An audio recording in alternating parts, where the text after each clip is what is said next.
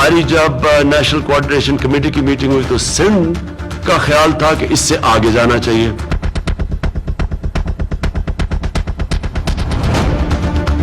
Eighteenth amendment है, सूबों के पास सूबों का ये राइट है खुद फैसला करने का।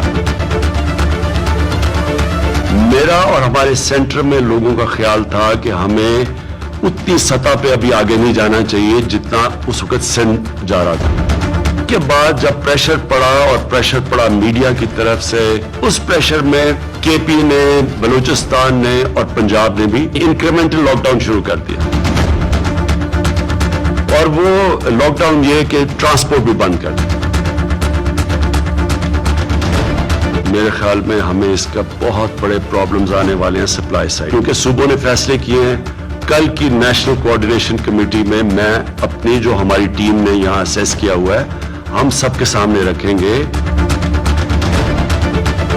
मुझे डर ये है कि इसका जो फॉल आउट है, खौफ में फैसले किए जाते हैं, एक घबरा के फैसले किए जाते हैं, जो सही माने में रिपरकशंस हैं, जो माशरे में इफेक्ट जाता है, वो सही माने में उसका जायजा नहीं लिया जाता।